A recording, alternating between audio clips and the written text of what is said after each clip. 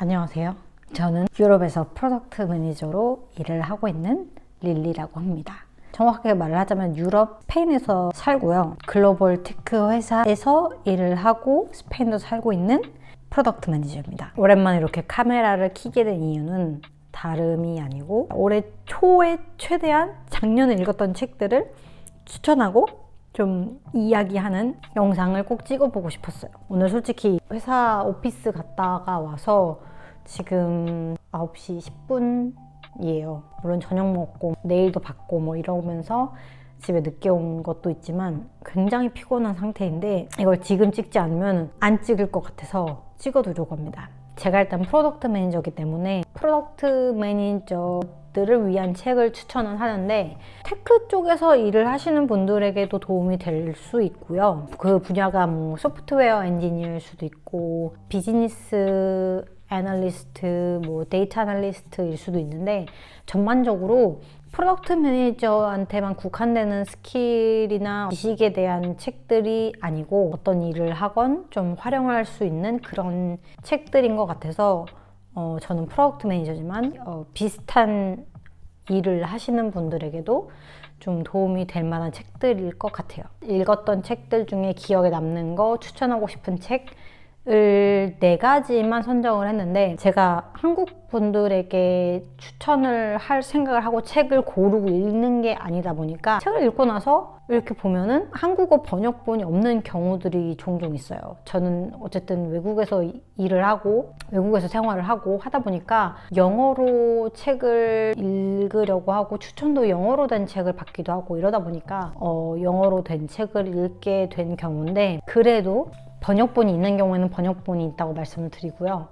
아닌 경우에는 원서를 읽어보시라고 추천을 할 수는 있을 것 같아요. 가장 먼저 제가 작년 초에 2025년 초에 읽었던 책으로 기억에 남고 되게 도움이 많이 됐던 책이 Continuous Discovery Habit 이라는 책이에요. 테레사 토레스라는 프로덕트 매니저로 일을 했던 지금은 아마 좀 코칭 쪽으로 아예 직무를 전환을 한 것 같아요. 본인이 블로그 이런 웹사이트를 운영을 하고 지금은 프로덕트 매니지먼트 관련해서 그 다음에 이 본인이 쓴 책 Continuous Discovery Habit 관련해서 그런 기술들 이런 것들을 코칭하고 이러는 걸로 알고 있는데 책의 가장 중심적인 내용은 어떻게 Opportunity Solution 트리를 프로덕트 팀들이 만들 수 있고 만들어야 하는지 그리고 그 사이클 여기 제가 이렇게 띄워볼게요. Opportunity Solution Tree를 계속해서 만드는 그 사이클 에 대한 내용이에요. 지속적으로 문제를 발견하고 솔루션 발견으로 넘어가게 하는 그 과정 그리고 어떤 기술들과 팀 액티비티들을 하면서 목표라는 결과로 가는 그 일련의 길이라고 할까요? 그걸 우리가 만드는 과정? 이거에 대한 내용이에요. 정말 많은 사람들이 얘기하잖아요.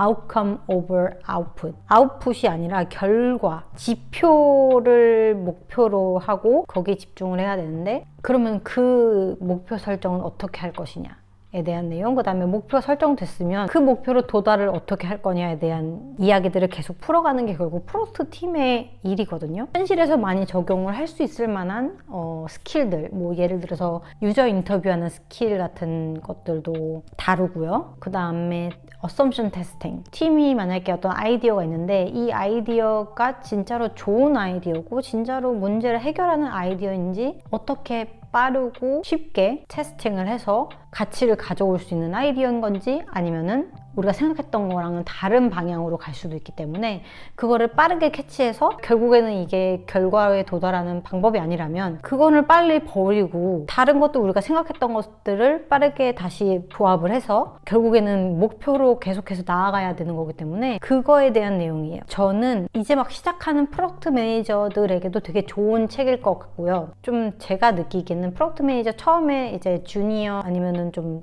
1, 2년 차 프로덕트 매니저들은 결국 좀 딜리버리 쪽에 좀 신경을 많이 쓰게 되고 딜리버리에 시간을 많이 할애하는데 디스커버리 쪽을 좀 키우고 스트래티지 약간 전략과 세일을 하고자 하는 우리의 가치는 무엇인가에 대한 좀 디스커버리를 비중을 늘리다 보면은 이 책이 되게 도움이 많이 될 것 같다고 생각을 했어요. 개인적으로도 되게 많은 도움이 됐고요. 특히 그 Opportunity Solution Tree는 되게 간단하면서도 다시금 아웃컴에 포커스를 맞추게 되고 이러한 어떤 우리가 계획하고 있는 그 디벨롭먼트가 어떻게 결국에는 임팩트로 이어지는지를 되게 한눈에 볼 수 있게 도와주는 그런 툴이어서 저는 굉장히 추천을 하는 책이고 툴입니다. 두 번째 책은 제가 작년 3월에 런던 마인드 프로덕트 컨퍼런스에 갔어요. 거기서 영업을 당해서 산 책이에요. 거기 키노트 스피커 중 한 명이 이 책의 저자인 맷 리메이였어요.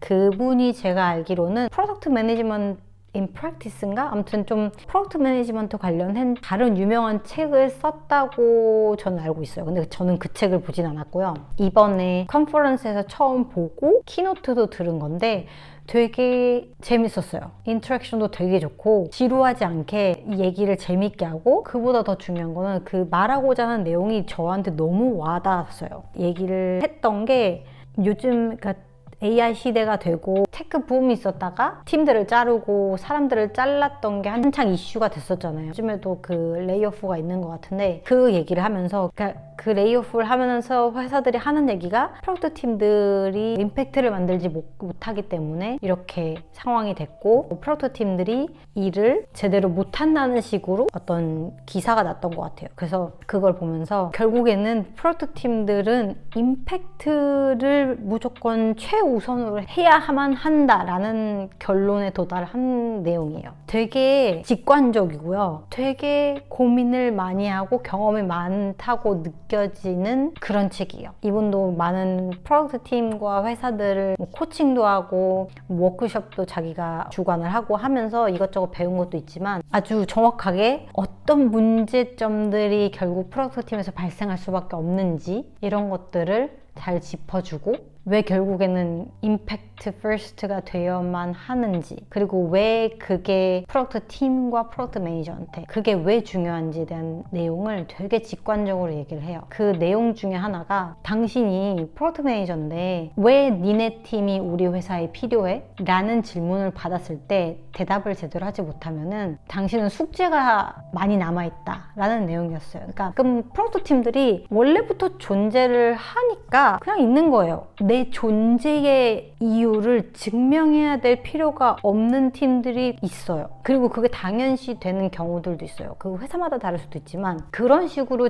일을 하게 되면은 쉬운 길을 자꾸 찾게 되는 거예요. 왜냐면 나는 내가 존재해야 될 이유, 이 팀이 인베스트먼트를 받아야 하는 이유, 왜 내가 가치를 증명을 해야 하는지, 내 가치는 정말 뭔지를 해야 되지 않는 상황이라면 나는 그냥 이렇게 저렇게 뭐 조금씩 프로덕트를 개선을 하고 뭐 이런 식으로 해서 그렇게 지내는 그런 경우들이 있다는 거예요. 그 생각보다 많다는 거예요. 그게 이 책에서 말하는 death spiral이에요. 그 죽음의 고리라고 할까요? 그래서 그렇게 일을 못하는 팀들이 나오게 된다라는 거죠. 되게 웃긴 거는 그 회사에서 그렇게 일을 했을 거예요. 회사에서 그들에게 그것을 요구를 하지 않았으니까 그 팀들은 그렇게 일을 했는데 되게 재밌는 거는 그렇다고 해서 그 회사가 너의 그 상황을 봐줄 거라고 생각을 하느냐는 거죠. 그들이 요구할 때까지 기다리는 게 아니라 내가 내 스스로를 증명을 하고 있어야지 그 상황이 왔을 때 너는 이미 준비가 돼 있는 거니까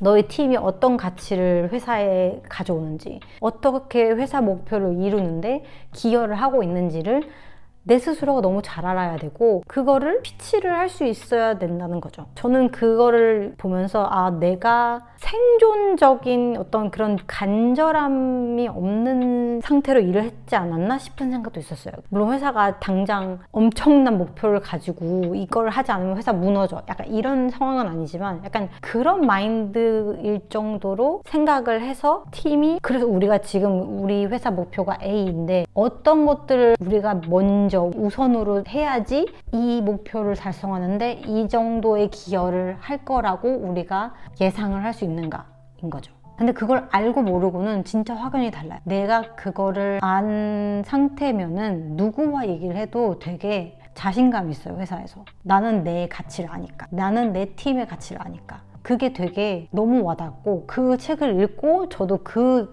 과정을 했어요. 저희 팀과 함께. 우리 팀의 가치에 그 키 필러들이 뭐고 이게 어떻게 회사의 레베뉴와 목표에 연결이 되는지 이거를 정하면서 확실히 팀이 스스로 우선순위를 찾을 수 있을 정도의 어떤 인사이트가 생기고 이런다는 걸 느끼면서 되게 뭔가 팀의 근육이 생기는 느낌? 내 프로덕트 밸류 프로포지션도 그렇고 회사 내에서 이 프로덕트가 어떻게 이코시스템에 기여를 하는지에 대한 자신감도 생기고 그래서 저는 진짜 추천하는 책이에요. 작가가 한 말 중에 너무 공감이 됐던 게 많이들 막 프로덕트 매니저는 미니 CEO다 막 이렇게 얘기하는데 그거에 대해서 논쟁이 있거든요. 과연 프로덕트 매니저가 CEO냐? 근데 그 작가가 한 말이 프로덕트 매니저는 CEO는 아니고 프로덕트 매니저 롤은 팀이 CEO처럼 생각을 할 수 있도록 만드는 게 프로덕트 매니저의 역할이다 라는 거예요. 저는 그 부분이 너무 공감이 됐어요. 왜냐면 결국에는 프로덕트 팀이랑 비즈니스가 너무 이렇게 떨어지면은 같이 갈 수가 없어요. 프로덕트 골은 비즈니스 골을 달성하기 위해 존재를 하는데 이 프로덕트가 비즈니스 컨텍스트가 전혀 없으면은 이렇게 따로 놀고 결국 비즈니스는 산을 가게 되는 거예요. 그렇게 되면 또 프로덕트 레드 컴퍼니, 프로덕트 레드 비즈니스가 되지도 않고요. 그렇다 보니까 네, 되게 좋은 책이다 라는 겁니다. 이 책도 제가 보기에는 번역본은 없을 거예요. 만약에 원하시는 분들이 있으면 책 인사이트를 좀 얘기하는 영상을 만들어도 좋지 않을까 싶어요. 좀 더 디테일하게.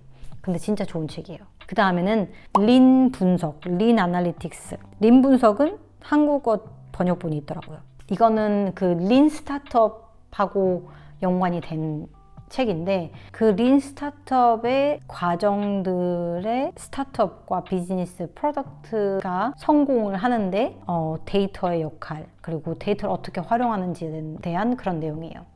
저는 좀 데이터 엔지니어도 아니고 데이터 애널리스트도 아니다 보니까 언제 어떤 데이터를 활용하면 좋은지 이런 것들을 좀 더 공부를 하고 싶어서 읽은 책인데 도움이 많이 됐어요. 그리고 책에서 되게 예시들도 많은데 특히 좀 데이터 분석을 좀 비즈니스 모델마다 좀 다르게 추천을 해줘요. B2B 사스 컴퍼니, 모바일 앱 같은 경우 뭐 다 좀 다르게 어떻게 보면 접근 방법이 다르다 보니까 그거에 맞춰서 좀 어떤 식으로 데이터를 활용을 해야 되고 어떤 데이터들이 중요하고 그리고 되게 중요한 내용은 모래에 선을 긋듯이 그 선을 미리 그어놔야 된다는 거예요. 그러니까 너무 데이터에 집착을 하게 되면은 그 데이터 목표를 완벽하게 만들려고 하고 이렇게 되는데 그게 아니라 특정한 선을 먼저 설정을 하고 그 선에 도달하면 다음 단계로 넘어가야 된다는 거죠. 예를 들어서 뭐 virality, 이제 입소문, 약간 이제 프로덕트 유저들이 다른 유저를 데려올 수 있는 그런 단계에 도달을 했을 경우 이런 데이터들을 분석을 해서 그 정도 선까지 올라가면 그 다음 단계로 넘어갈 준비가 된 거다라고 그 어떤 판단을 내릴 수 있도록 도와주는 책이에요. 어떻게 프로덕트 그 단계를 구별을 할 수 있고 본인이 매니징을 하는 프로덕트 혹은 비즈니스가 어떤 단계에 있는지 먼저 확인을 하고 그 다음에 이렇게 다음 단계로 넘어갈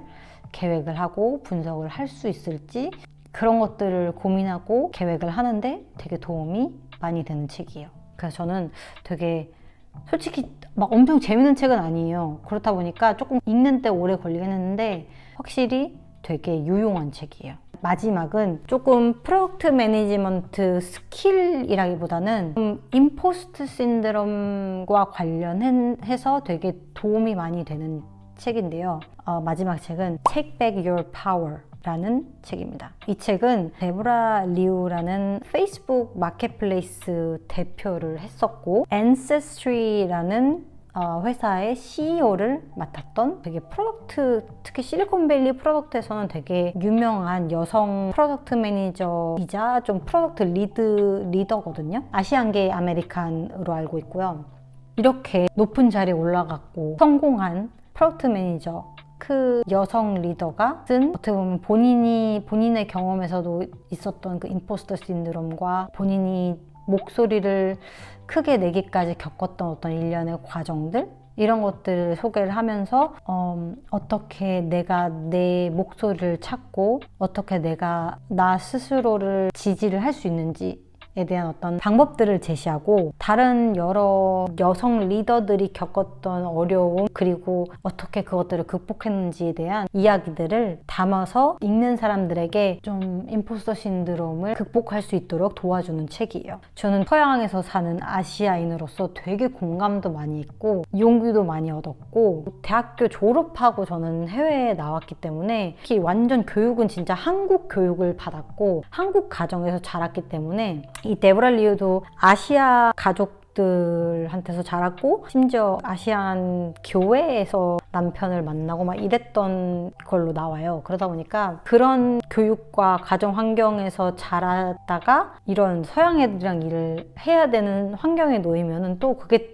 약간 가치 충돌이 있어요. 특히 약간 아시아인들은 다른 사람들 얘기할 때 껴들지도 않고 목소리를 높이지도 않고 하잖아요. 근데 그게 참 서양에서는 되게 불리하게 작용해요. 특히 내 커리어 관련해서 그거는 의견이 없다고 생각을 해요. 그렇다 보니까 그런 것들을 극복하는 것에 대한 내용들이 되게 공감이 많이 됐고 저한테 도움이 많이 됐어요. 영감을 준 부분은 내가 보는 어떤 그 인사이트, 내가 보는 어떤 프로덕트 센스를 다른 사람들이 보지 못하는 경우에 다른 사람들이 보지 못하면은 내가 틀린 게 아닐까? 라고 생각하기보다는 내 인스틴트를 믿고 나의 감을 좀 더 믿어줘서 다른 사람들 보지 못하는 걸 내가 볼 수 있는 거구나, 나에게 이런 능력이 있구나 라는 생각으로 좀 전환을 해서 좀 더 나의 생각을 뚜렷하게 관철하는 데 집중을 하자라는 내용이었어요. 그러다 보니까 그런 경우도 되게 많거든요. 특히 프로덕트 매니저들이 테크니컬 백그라운드가 없는 경우에는 저는 완전 넌 테크니컬이거든요. 그렇다 보니까 가끔은 내가 생각하는 이 솔루션이 가능한가? 이 솔루션에 대한 얘기가 나오지 않았다는 거는 이게 불가능하니까 그렇지 않을까? 이게 과연 가치가 있을까? 내가 괜히 혼자 말도 안 되는 걸 생각하나? 라는 생각을 할 때가 가끔 있어요. 근데 그렇게 생각하지 말고 다른 사람들이 보지 못한 부분을 내가 본 걸 수도 있기 때문에 그거에 대해서 연연하지 말고 내 목소리를 내는데 집중을 해라 라는 거예요. 근데 정말 목소리를 내는 게 너무너무 중요한 곳에서 제가 살고 있기 때문에 저는 대부분 유럽 베이스로 일을 해요. 그럼에도 불구하고 유럽도 그렇고 미국도 그렇고 목소리 내는 게 진짜 중요해요. 물론 막 터무니없는 얘기를 하라는 게 아니라 내 생각을 얘기를 하는데 거리낌이 없어야 돼요. 이게 막 내 생각대로 하자, 내 생각대로 해야 돼, 이런 식으로 얘기를 하는 게 아니라 내 관점에서 나는 이렇게 생각한다, 이런 부분도 한번 고려를 해야 된다고 본다, 이런 내용들인 거죠. 그게 어쨌든 다양한 의견들이 있어야지 그것들을 모두 감안해서 고려해서 더 나은 생각들이 나올 수 있는 거기 때문에 그래서 되게 저한테는 좋은 책이었어요. 특히 프로덕트 매니저들이 임포스터 신드롬이 있을 수밖에 없는 것 같아요. 왜냐면 우리가 엔지니어가 아니기 때문에 우리는 아무리 PRD를 잘 짜고 아무리 좋은 셀링 피치를 만들고 아무리 그 가치 제안을 완벽하게 만들어도 이거를 디벨롭하지 않으면은 이거를 이렇게 만들 수가 없잖아요. 물론 요즘에는 뭐 바이브 코딩 이런 것들이 있기 때문에 좀 다르지만 그렇다 보니까 프로덕트 매니저들이 임포스터 신드롬 있는 사람이 되게 많은 것 같아요. 그래서 특히 여성분들 임포스터 신드롬을 겪고 있다면 저는 추천하는 책입니다. 오늘은 이렇게 4가지만 추천을 하고 지금 제가 4가지 추천한 것 중에 딱 한 권만 한국어 번역본이 있어요. 진짜 너무 아쉽다고 생각하거든요. 저도 결국 한국 분들한테 책 추천을 하는데 한국어로 돼 있지 않으니까. 그래서 만약에 이 영상을 보신 분들 중에 제가 읽은 책들 중에 한국어로 번역이 안 돼 있지만 내용이 너무 좋다 싶은 것들은 내용에 대한 간단한 후기랑 배울 만한 점들, 이런 것들을 좀 간략하게 영상으로 설명을 하고 같이 얘기를 나누고 하는 것에 관심이 있다 하시면은 그런 영상을 만드는 것도 하나의 방법이 되겠죠. 또 의견이 있으시다면은 댓글로 알려주시면은 그 부분을 좀 참고를 할게요. 그래서 좀 제 책 추천이 도움이 됐기를 바라고 올해도 책을 좀 열심히 읽으려고 목표를 세웠어요. 그래서 또 책을 추천하러 올 수도 있고요. 그럼 오늘은 여기까지 하겠습니다.